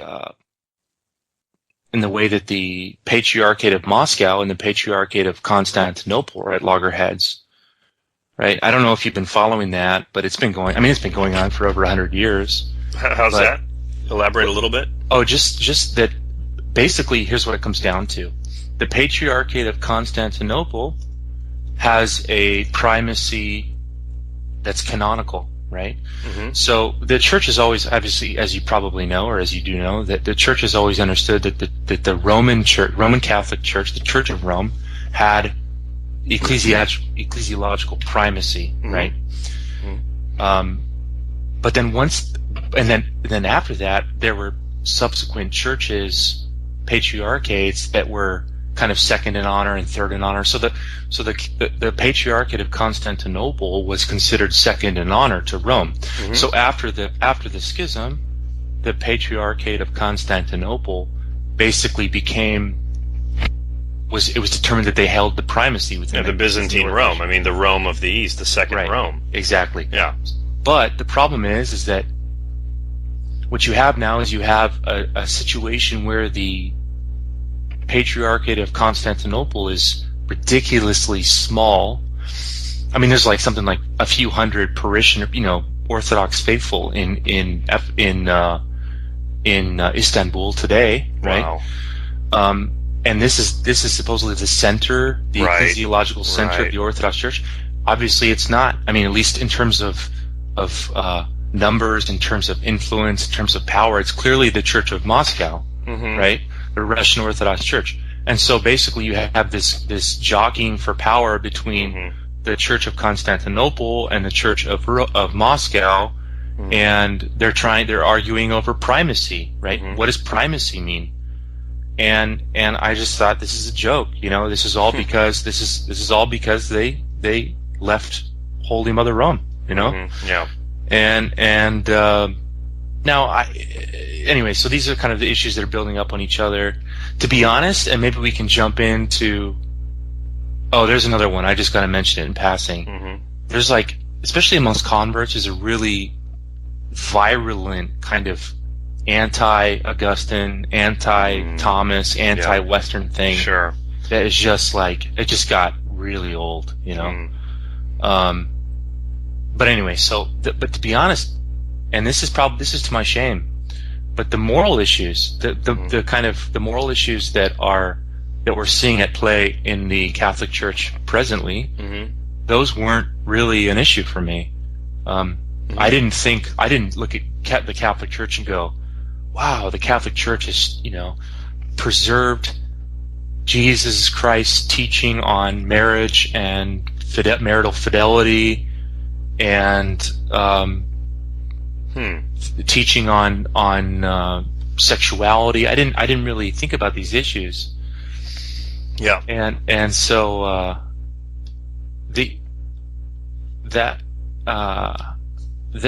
that's to my shame, I think. Mm-hmm. But I think that's because those issues aren't really, at least in my experience, they weren't really a big deal in Orthodoxy, right? Really, they just never really came up. No. So I had a few. Off the top of my head, I know there were a few people in my parish that were divorced and remarried, and it honestly never was a topic of discussion, or it never even entered my mind that maybe that was a problem. Okay, let me pause here because I want to make a segue. The thing you said about how you've got Constantinople bickering with Moscow and these, primacy. It matters. I mean, it's a reality that. How do I say this? That there's this funny clip from The Office. I guess the character's name is Oscar, and he says, 2 heads are always better than 1. He says, name a country that doesn't have 2 presidents. Name a ship that sets sail without 2 captains. And he said, where would the Catholic Church be without the popes? And he joked, it's a joke. He's completely clueless. Yeah. But the irony is that. Well, of course, he's totally missing the. I mean, it sounds like that 2 heads are better than 1, and yet, realistically, at some point, somebody's got to take the lead. Somebody's got to take the wheel. Yeah. There's only one helm, and the thing you said about how it's curious, to say the least, that after the schism, around 1054, things like that. I mean, some people say that with Photius, that it started even earlier. But anyway, that there's this sort of aimlessness, this sort of internal disorientation among the Eastern Orthodox. And a week or so ago, I got into a fairly lengthy, keyboard war, sort of an online debate with some people about the headship of husbands in Catholic teaching in marriage. And the thing I always keep, because feminism comes in many shapes and colors. But anyway. The thing that I always come back to is, in Ephesians 5, St. Paul talks about, he says, and actually in the Greek, he says that marriage is a great sacrament or mystery. But here I speak of the church, and that really that there are two sides of the same coin, marriage and the church, basically Christ and his bride. And when you tamper with one, you tamper with the other. And what I'm saying is, I think even in my own paths into the church, I noticed, I said, the problem with the Eastern Orthodox is they're wives without a husband. They've separated from Rome, who is, he's the see of the Holy See, the Petrine See, is the head of the household, And in Casti Connubii, 1931, by Pope Pius, and there's countless references to this idea in Catholic teaching, but there's this really beautiful prayer. He says, "May the Father, of whom all paternity in heaven and earth is named, and may Christ our Lord and Redeemer, who desired marriage to be and made it the mystical image of his own ineffable union with the Church, put into practice what we have taught in this letter." And when you go back to Matthew 16, which is a pivotal passage in Scripture, we're dealing with the primacy and authority of the successor of Peter, which the Orthodox would say is any bishop. But anyway, it's interesting. Jesus says to Peter, he says, "My Father has revealed this to you." So there's that in revealing to Peter who Christ was, he was graced with sort of paternal insight or wisdom or authority. And, my point is, when you mess with one, you mess with the other. When you mess with ecclesiology, the sacrament of marriage is going to suffer. Or conversely, when you mess with the sacrament of marriage, the mystery of the church is going to suffer. And so I want to segue into that about some of, talking about the Synod now. It's almost over, but the issues are going to keep raging because, really this is only halftime. This first round of the Synod is intended to, set the stage for a larger Synod in 2015, exactly 1 year later. So I want to segue into that because you've already broached it, but, how is marriage, and especially remarriage, treated on the ground level in your experience in the Eastern Orthodox Church, and also contraception? And before I, let you, I'll give you a few minutes or whatever to think about that, I want to read a couple things from Pope Francis, because he has an opinion about this, which I think is interesting, that where he is, apparently he's kind of sympathetic to the way these issues, or at least remarriage, is handled in the Eastern Orthodox Church. So let me read something, and then I want to get your take on some of the Synod issues as you've seen them coming out of Orthodoxy and now as a Catholic. Okay, so this was from the in-flight interview with Pope Francis returning from World Youth Day, July 2013. He was asked about some pastoral issues. He said, quote, "I believe that this is a kairos," which in Greek means a sort of a season or a special time. "This time is a kairos of mercy."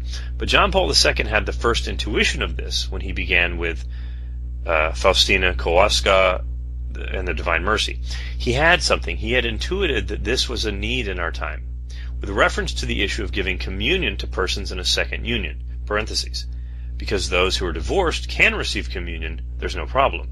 But when they are in a second union, they can't. And parentheses, "I believe that we need to look at this within the larger context of the entire pastoral care of marriage." And so it is a problem. But also, the Orthodox have a different practice. They follow the theology of what they call the oikonomia. And they give a second chance. They allow it. But I believe that this problem must be studied within the context of the pastoral care of marriage. 2 weeks ago, the Secretary of the Synod of Bishops met with me about the theme of the next Synod. And remember, end quote, Pope Francis is talking in July 2013. He'd already envisioned the next Synod, which is happening now. So I resume quoting, quote, "It was an anthropological theme. But talking it over, going back and forth, we saw this anthropological theme. How does the faith help with one's personal life project? And in the family? And so pointing towards the pastoral care of marriage. We are moving towards a somewhat deeper pastoral care of marriage. And this is a problem for everyone, because there are so many of them, no? For example, I will only mention one. Cardinal Quaracino, my predecessor, he's saying in the Archdiocese of Buenos Aires in Argentina, Cardinal Quaracino used to say that as far as he was concerned, half of all marriages, I think Catholic marriages, are null. But why did he say this? Because people get married lacking maturity. They get married without realizing that it is a lifelong commitment. They get married because society tells them that they have to get married. And this is where the pastoral care of marriage also comes in. And then there is the legal problem of matrimonial nullity. This has to be reviewed because ecclesiastical tribunals are not sufficient for this. End quote.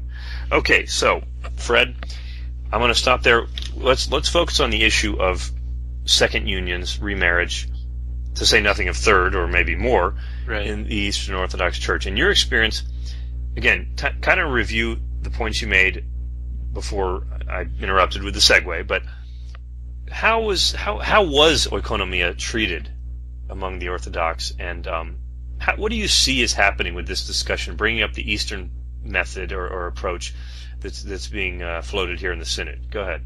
Sure. On the one hand, it seems like it's kind of like a ploy, I think, to ground what is essentially a novelty in the Catholic Church in a tradition that the Eastern Orthodox have always, or at least for a long time, it's been 1,000 years or so, right, that this has been going on. So I think that's part of it.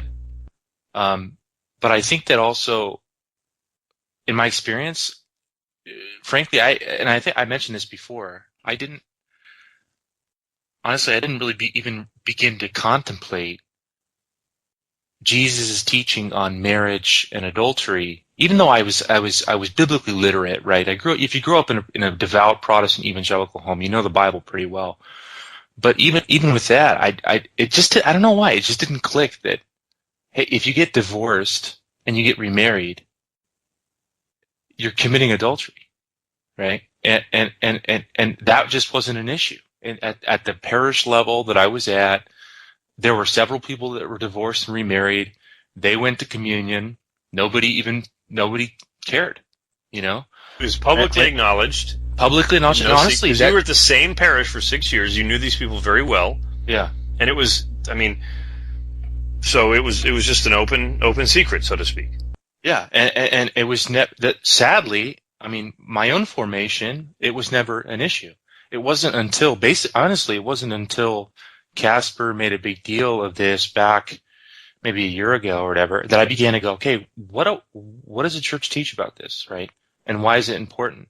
And then I began to look at it and go, holy smokes, I didn't really, I probably would have been sympathetic to Casper's ideas, 3 or 4 years ago.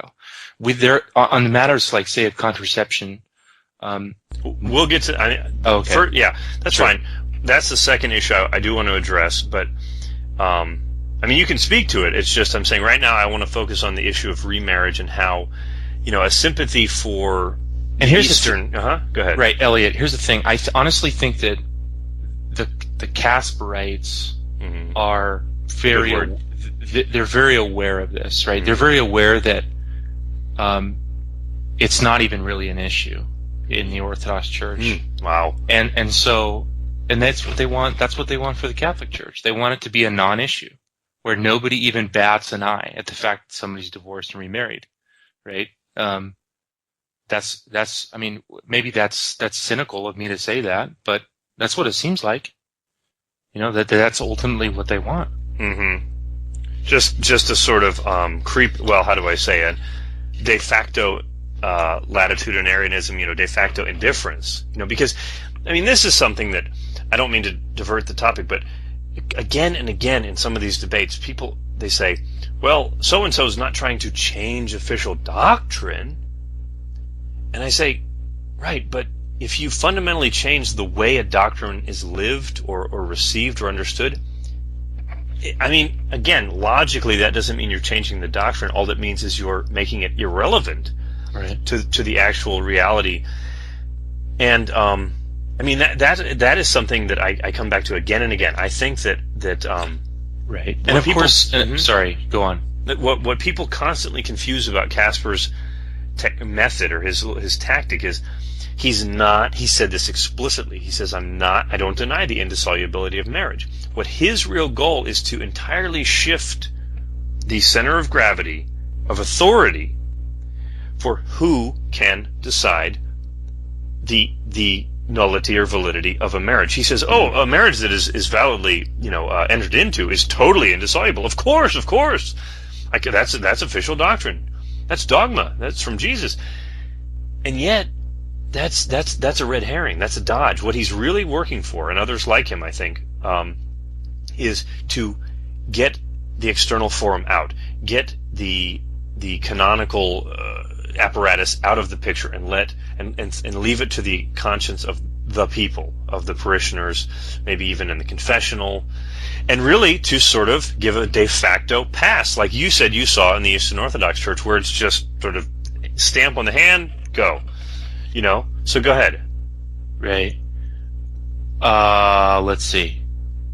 Meaning, I'm saying that. Yeah, I know. I'm sorry. I didn't want to derail, but I'm saying that I lost my train of thought. No, the issue I was so enraptured by what you were saying. Of course, I put people to sleep all the time. But no, it's not. I believe the Orthodox also believe that every true marriage is indissoluble. Sure. That's the point I wanted to make. Right, and yet practically, the Orthodox will say divorce is terrible. We should, it's not that marriage is indissoluble per se, but divorce is contrary to the will of our Lord, and we should do everything we can. But we also acknowledge that sin happens, and people, relationships break up, and these things happen, and people are human, and then economia comes in, right? And well, for the good of our souls, for the good of the soul of the individual, right? It's sort of, Jesus explicitly said, whoever marries another after having been married or after the other was married commits adultery, which is an objective bar to the kingdom. Right. And the trend for a long time has been, cool story, bro, but we got to get on with our lives. And this is another point that it's really the fundamentals. I think sometimes it feels frustrating to be in a period of the church when it seems like even the most obvious things are forgotten.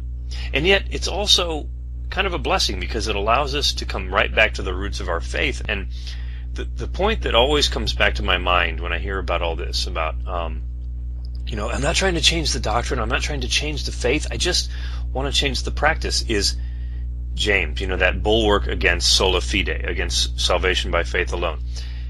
Faith without works is dead, and any faith which issues in unholy or sinful works is not a true faith. And what that means is that the way you implement or practice or live out what you say you believe can literally negate or invalidate the substance of what you say you believe. And so what I'm saying is that people throw this idea around that, doctrine and what we believe is so important and immutable. Of course, we're not trying to challenge that. We just want to sort of adapt the pastoral applications. But the doctrine is the faith. The pastoral applications are the works. And if the works basically, practically, obviously undermine or basically are contradictory to the faith, that faith has been lost. And so you can't, again, get back to the point about the Eastern Orthodox with worship. To trifle and tamper with the worship is to trifle and tamper with the faith. Because, again, the work of the people. Worship is how faith is expressed and shown to be real. And also pastoral practice is how the faith in the indissolubility of marriage is expressed. Mm-hmm. And to get all wishy-washy about the practice and think, that's actually, it's a Kantian error. Kant, I don't want to get too far afield, but Immanuel Kant, a German, rather Prussian philosopher, his theory was that there's these noumena, which are the real things in themselves, but all we can avail ourselves of are the phenomena, which are known through us through these categories in our mind. And what I'm saying is that he really believed that we could never directly access or enjoy an experience or validation of things as they really are. We were trapped inside of our own categories and our phenomena, our experiences. I believe that there's this Kantian sort of delusion going around that, as long as you leave the noumena intact, way up there in the heavens, Yeah.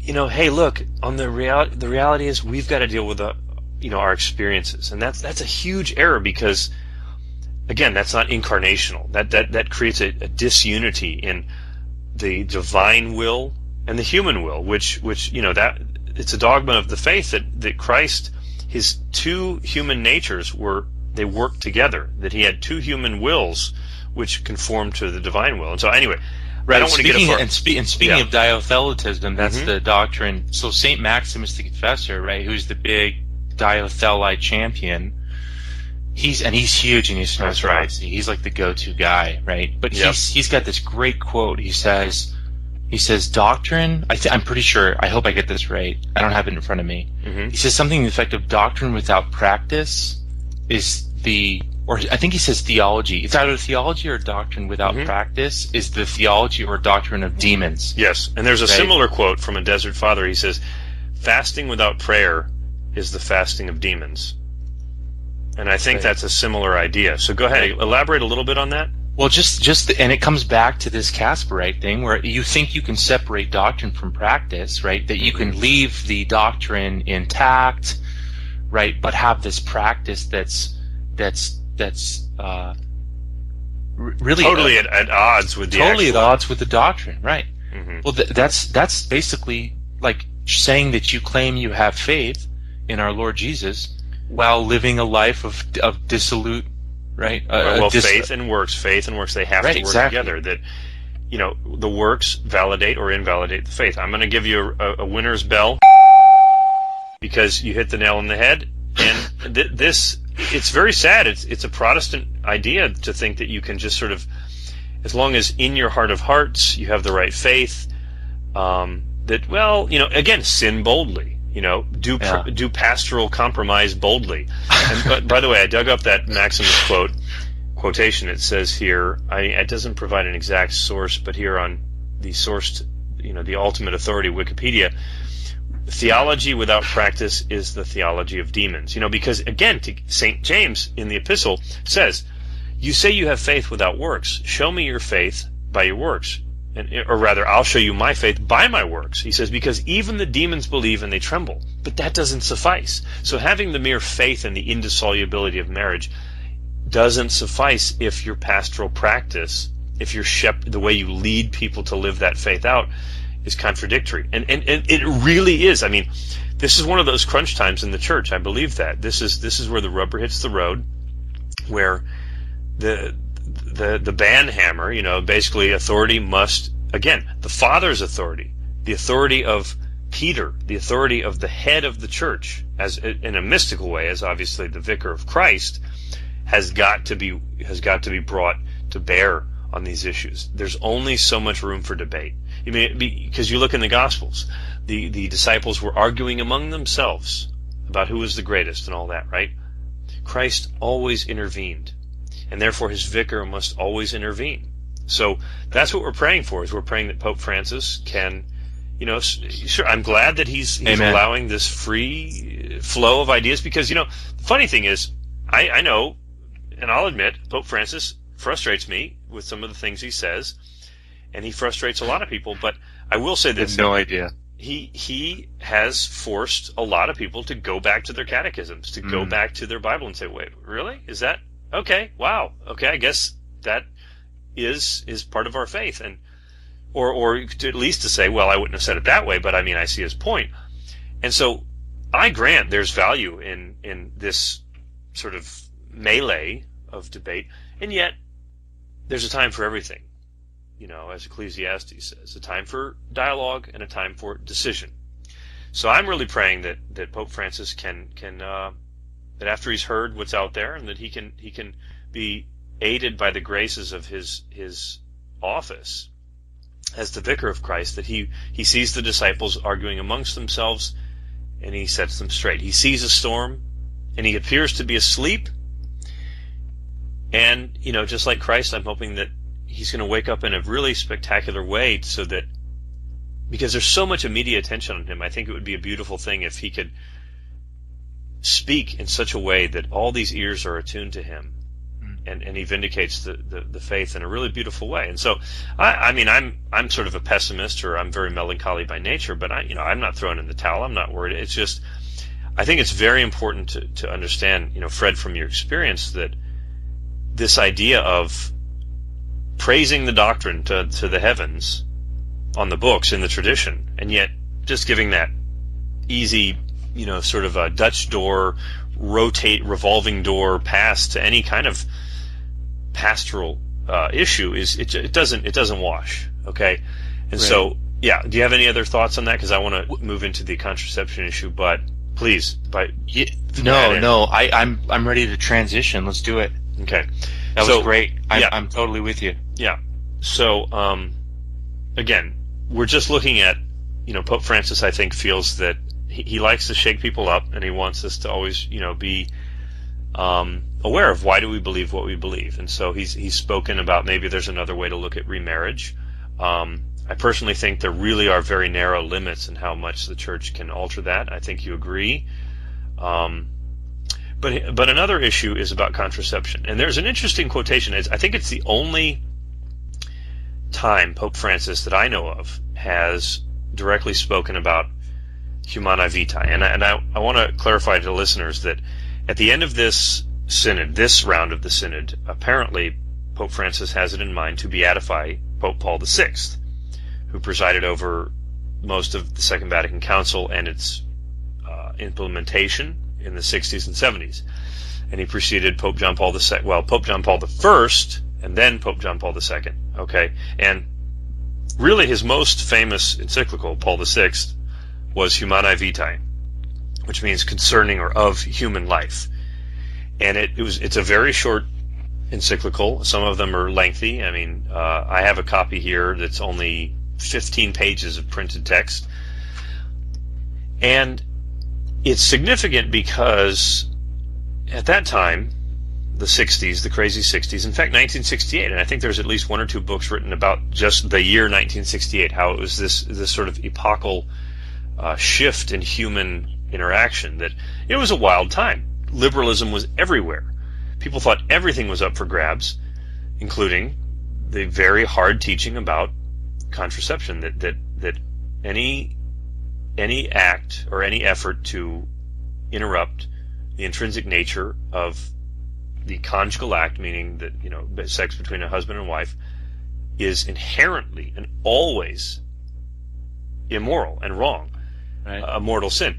That's a hard teaching, sort of like in John 6 about the Eucharist. That's a hard teaching, and so like the disciples might say, well, it's better that if that's the case, it's better no one married. But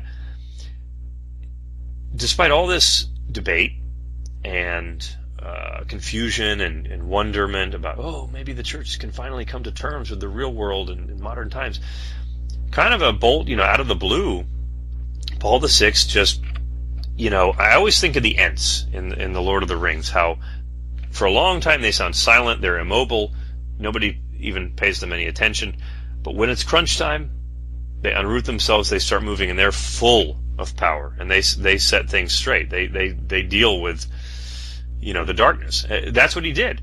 He stood against every expectation.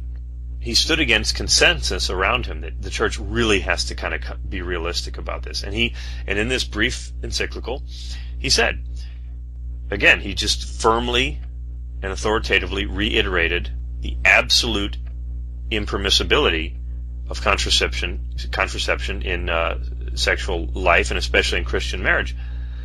So anyway, here is Pope Francis wanting to beatify Paul VI at the end of this synod. Right. And I think that's significant. And so I want to read the one quotation I know of. There may be others, but where he talks about that. And I want to, and then again, the same thing, I want to get your take on the issue of contraception.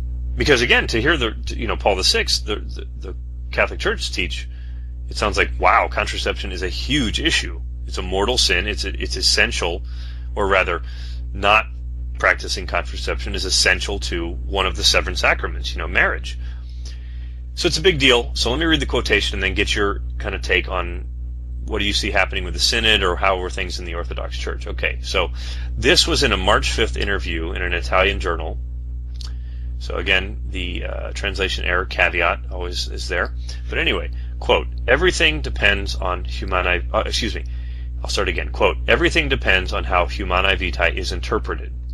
Paul VI himself, in the end, urged confessors to be very merciful and pay attention to concrete situations.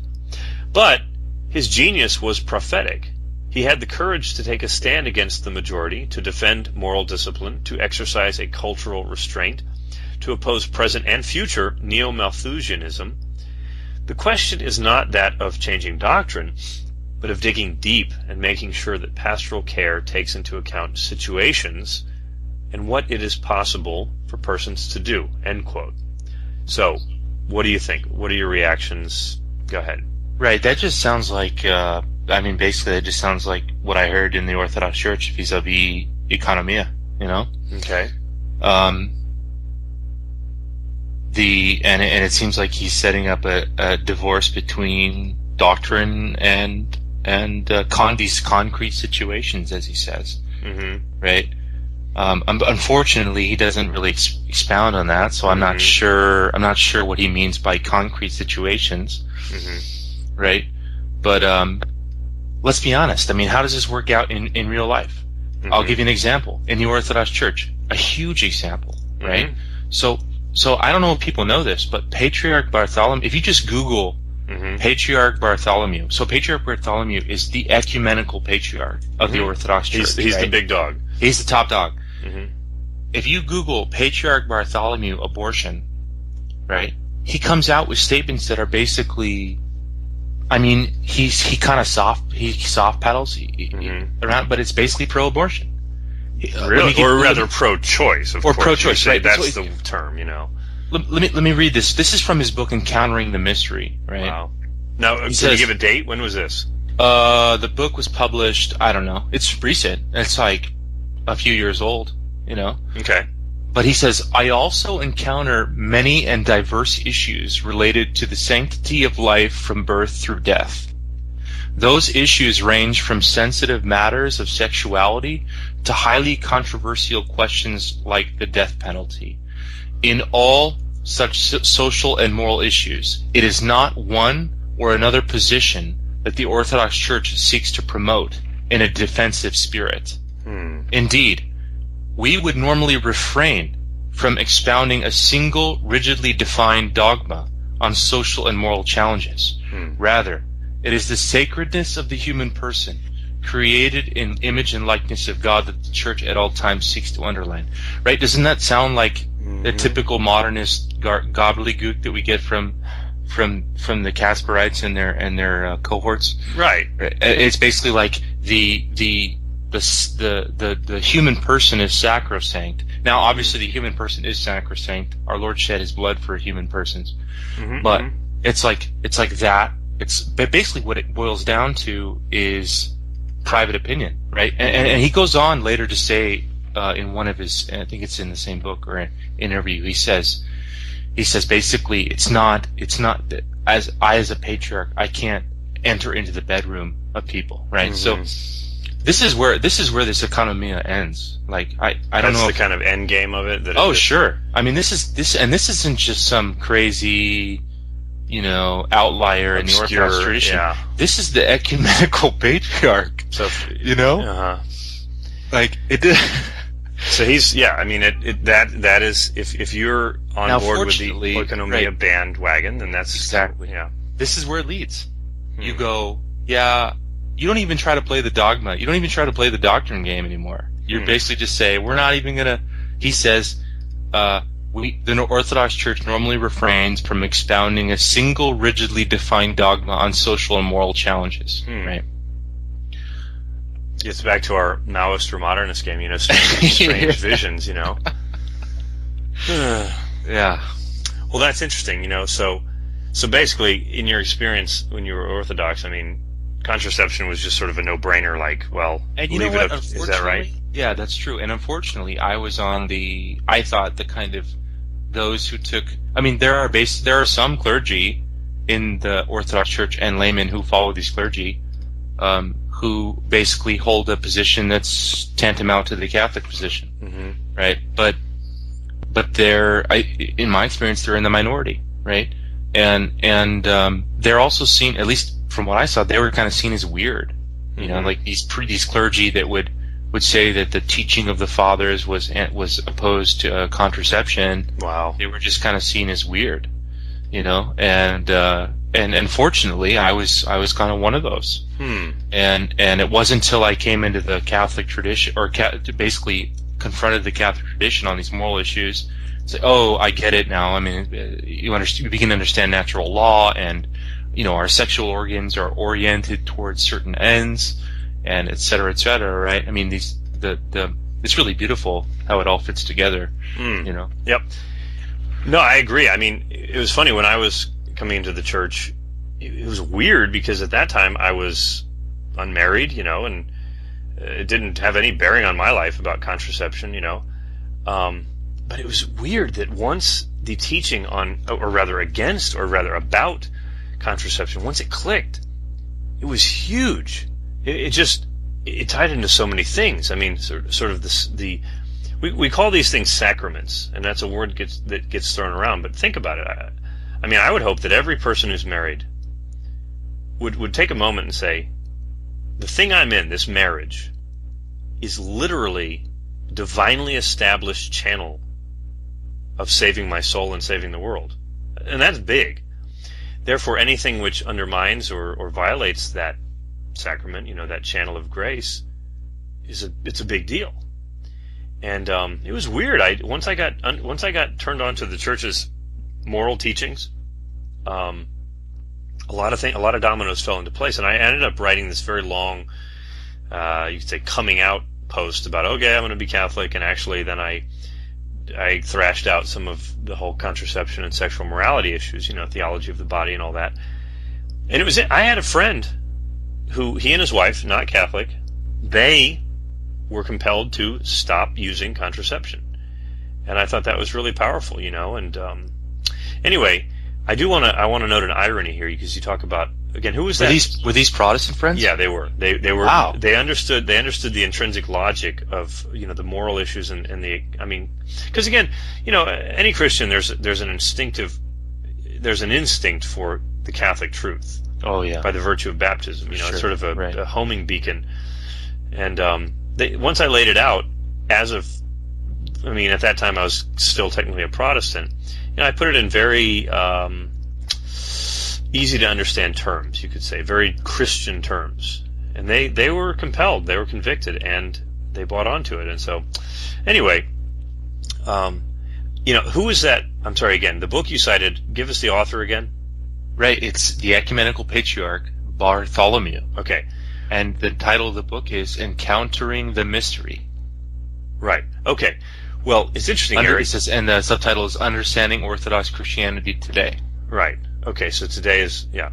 Well, now to be fair, Elliot, there would be tons of Orthodox who would be like, this guy is full of garbage, you know. But again, without an absolute supreme authority in the Orthodox Church, it's all just sort of he said, she said, or sort of squabbling on, you know, among equals, right? You know, primus inter pares. But anyway, here I am again at Wiki. The ultimate authority. The ultimate authority, yeah. And here's ecumenical reactions to Humanae Vitae, 1968. Ecumenical reactions were mixed. Lutherans and the World Council of Churches were disappointed. Eugene Carson Blake criticized the concepts of nature and natural law, which in his view still dominated Catholic theology, as outdated. This concern dominated several articles in Catholic and non-Catholic journals at the time. And here's the point I want to make. Patriarch Athenagoras, how would you say that? Athenagoras, Athenagoras, probably. Athenagoras the first stated his full agreement with Pope Paul VI. Quote, he could not have spoken in any other way. And that was the quotation I was getting at, that when Pope Paul II, or Sixth, he spoke against the consensus view of, you know, let's just sort of just get with the modern times. At that time, the Orthodox, they agreed. You know, they got it. They saw this is the tradition. And yet, in only 40 years or so, more, where is the Orthodox Church now? And really, to sort of bring things to a close, where is the Catholic Church now? What does this synod show us about the mind of the bishops? You know, have most of our bishops and cardinals, or rather I should say cardinals, because these are the cardinals right now, have they imbibed a little too easily some of the Eastern Orthodox idea that, well, just keep affirming the creed and the doctrines, but let's be realistic, come on, about the practice, and that's the question, and that's what, and it is a question mark over the next few days. What is going to be decided? How will Pope Francis intervene? And over the next year, what's going to happen? So anyway, I want to kind of bring things to a close there, and I want to let you add any other comments you might have, really about anything we've talked about, Fred. So go ahead. Well, I probably want to end on a hopeful note. Did you see? I'm sure you've seen the interview with Cardinal Pell. Did you see that today? No, I mean I glimpsed. Or the clip with Cardinal Pell. You didn't see that? No. Oh, it's outstanding. I think it's on Rorate Cheli. Oh, that's an inside joke. No, but go ahead. So it's on an unclean source, yes. An ideologically unreconstructed outlet. Yeah, go ahead. That's probably be edited out, but they link to it, and it's just outstanding. I just thought this guy. I was so impressed. This Elliot. guy, really? Okay. Yeah. So then, I was awesome. Because what was the one takeaway? It was like finally a cardinal comes out and just lays it down, and a cardinal worthy of the name. I mean, obviously besides Burke, right? But Burke's like he seems to be the outlier. But I think honestly, I think the majority of the Synod fathers realize this is garbage. Yeah, it's not going to wash. That some of the frenzy, the sort of populist or sort of get with the modern times, get the smell of the people frenzy has got there's a line, and that's great. I mean, that's a beautiful thing, and that's what I said earlier is that sure I might be melancholy or skeptical or whatever, cynical by nature, but I'm a Catholic and I trust in the guidance of the Holy Spirit over the magisterium, as ugly as it is. And I just will say that I do wish that Pope Francis would, again, this is my personal, he's the Pope, it's good to be the king. He's doing what he's doing, but I think that I've seen it in a lot of different venues. People are confused, and they're a little bit worried. They feel, in limbo, sort of floating, treading water, and now is the time for some of the old school clarity, just sort out. Again, Christ saw the disciples arguing amongst themselves, and he stepped in. So, well, Fred, I really appreciate all you've brought to the table. You have been listening to the OnePeterFive podcast. This has been a production of Signo Media, copyright 2014, all rights reserved. Please remember to visit us online at www.OnePeterFive.com. That's www.OnePeterFive, all spelled out, all one word.com. You can join our Facebook page at facebook.com/OnePeterFive and follow us on Twitter again at twitter.com/OnePeterFive. If you feel that we have provided you with something of value, please hit our donate page and make a contribution. It not only helps pay for our web hosting and the fine content we provide, but helps us keep food on the table, and that's kind of important. Until next time, I'm Steve Skojak. Thanks for listening.